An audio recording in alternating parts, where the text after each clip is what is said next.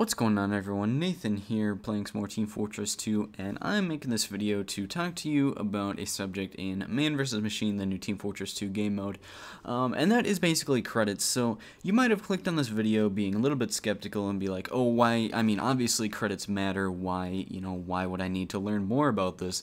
And I'm just basically here to explain to you how credits are the key to the later rounds, and even though you might realize this, I mean, obviously credits are good to collect. I'm just here to basically explain why they are more important than you think and why you really need to go out of your way to collect them.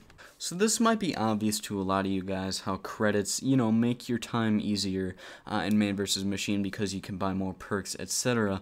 But I'm basically here to tell you that they do increase or decrease the difficulty of later rounds exponentially. And what I mean by this is, if you get 3 B credit ratings in a row, like the first 3 waves, your last wave is probably going to be a ton harder because you missed out on enough money that you might have been able to buy like 2 more perks, which can mean the difference between winning a wave and losing a wave. And guys, I'm speaking from experience here because I have played, actually today, I played in 2 lobbies where basically we had a bad credit rating for the first 2 or 3 rounds. Maybe it was like a B or a C, and then we maybe had an A in there. But it turns out that the later rounds we were stuck on for at least an hour because we just didn't have enough firepower to, kill all of the bots that came at us. And I just want to stress to you guys to collect that money in the beginning rounds, and I don't know if it would be worth sacrificing your life for, but just remember that you can respawn but the money can't. And the difference between an A and an A plus in Man vs. Machine is huge, because if you get 3 A pluses in a row, that means you get $300 extra, which means 1 more big perk, or maybe 2 more small perks, which once again is such a big difference. So I just basically wanted to tell you guys that so you wouldn't do what I've done a couple of times, is where you get stuck on the last wave and, you're just basically hopeless, and people have invested so much time into the entire round that they don't want to, go to another server or anything, but you gotta just collect those credits so that the last wave will be easier. Also, one other very, very large tip that I would like to tell you guys regarding credits is that when you join a server and you have your initial amount of money, you're only going to have that amount of money once. So you have to really choose your class very carefully, and make sure that the class you're choosing is going to be the biggest help to your team, because I've had it a couple of times. Today actually I joined a server where I basically went soldier instead of engineer, which we didn't have an engineer, but honestly I'm a bad engineer for MVM and I'm a better soldier. Like, soldier's my best class in this game mode.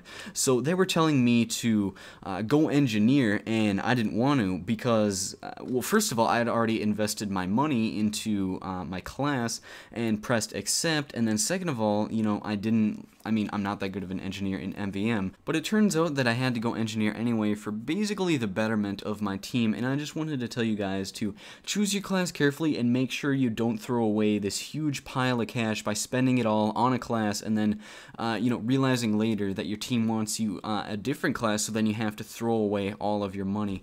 And staying in that class is an option, but you have to balance that money invested in the class you chose versus the helpfulness of the class that they want you as. The last topic I have for you guys today is, if you are a good sniper in TF2, don't be afraid to go sniper in Man vs. Machine, because if you are a good sniper, like, literally, when in this gameplay, I was using the Machina, excuse me, and I had it fully leveled up, like max damage, max charge rate, and I took a Giga Heavy out by myself just using headshots. So if you can headshot reliably, don't be afraid to go sniper, because Girardi can come in useful, and a good secondary also is the Cozy Camper, although that doesn't help out your team as much. But Girardi is helpful for your team, and as sniper you can deal out massive damage if you can headshot a lot. And that's just you know, don't feel like the super peer pressure of like, choose a different class, snipers are useless. But if you're a good sniper, you have to tell them that.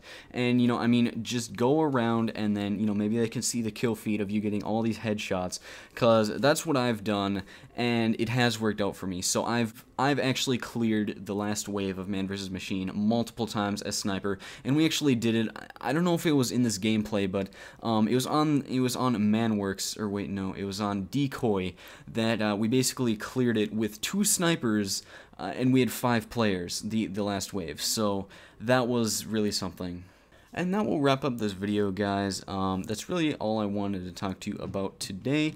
And yeah, I mean, Man vs. Machine is getting a little bit stale for me right now, but I do want to do at least one round of Man Up mode, not Man vs. Machine, to see how hard it is versus regular Man vs. Machine.